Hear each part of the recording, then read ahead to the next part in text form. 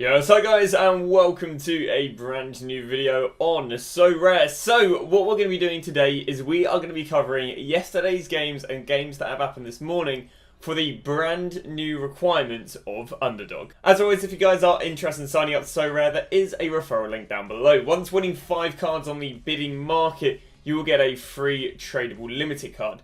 Now, don't overpay to get this free card because it's only worth between about £2 to £7, but it's a nice bonus once you just naturally win 5 cards on the bidding market.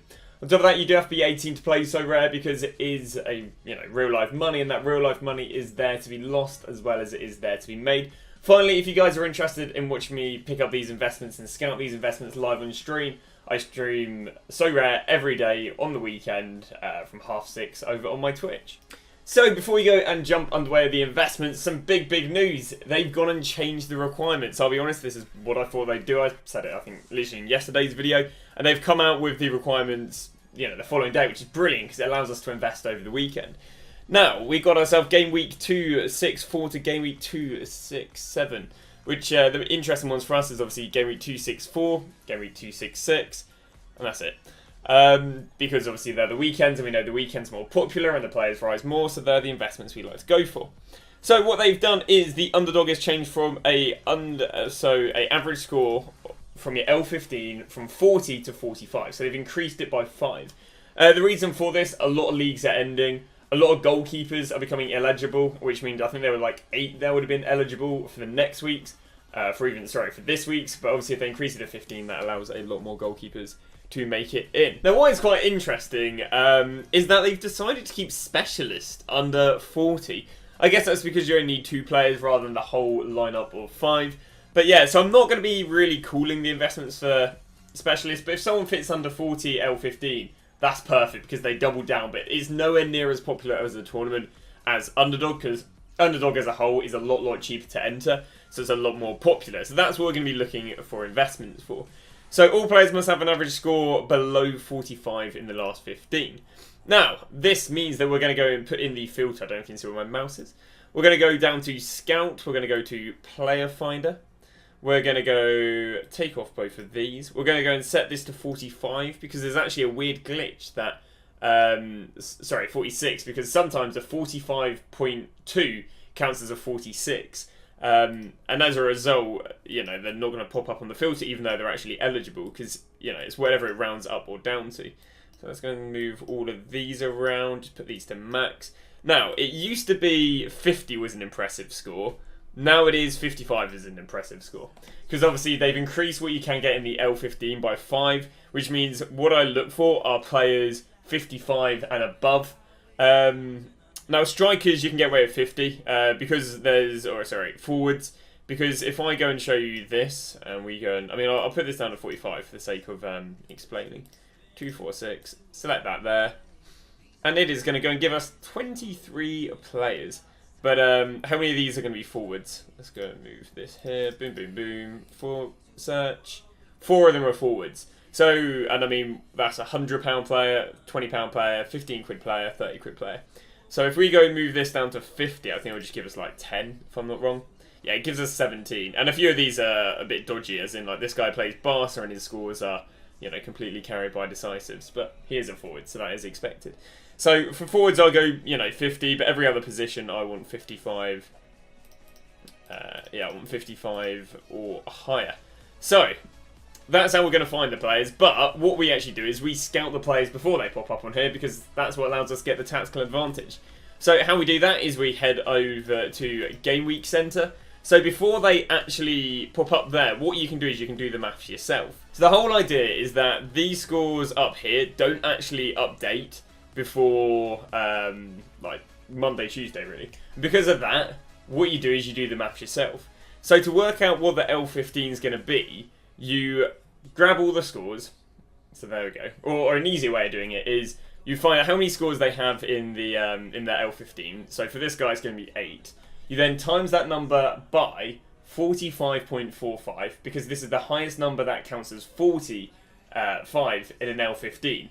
If it's 45.5, that counts as 46. So it's 45.45. And you times that number by 8. And that is the maximum score you can get.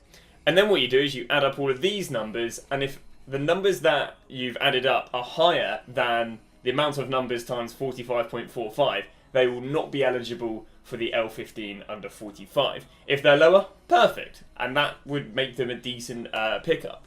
And now players who are decent pickups are going to be, again, players that have an L5 of 55 or higher, or if they're an attacker, 50 or higher.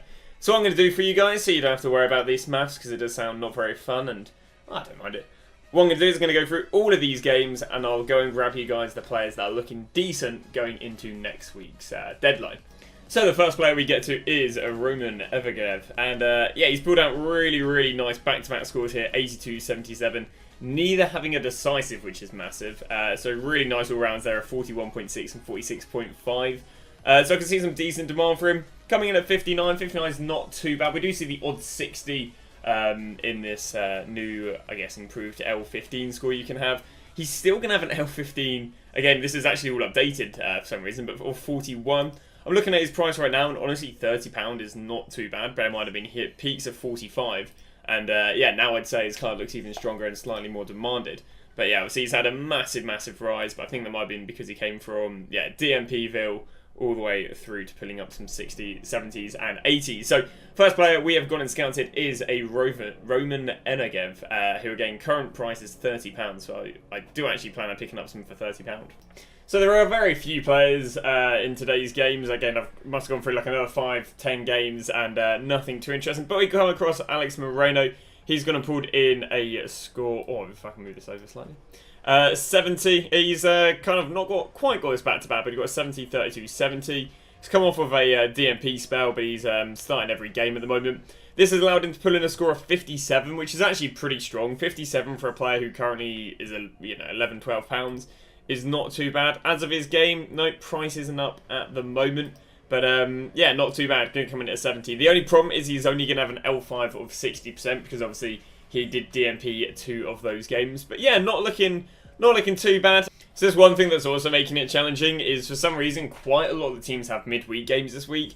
Again, I believe they're trying to catch up on games weren't played because of for whatever reasons. So yeah, and obviously the problem with midweeks is right now like Forfano doesn't have a bad score. I think he's pulling in. Yeah, I think he pulls in a pretty decent score. I think he pulls in I think it's probably a 55 if I'm not wrong. Well, the problem is because he plays midweek, he might have an absolute howler there, and as a result of potentially having an absolute howler, obviously that'll affect his price a fair bit, and that's not really the sort of investments I'm looking for. Is it the same with this Ligue 1 team?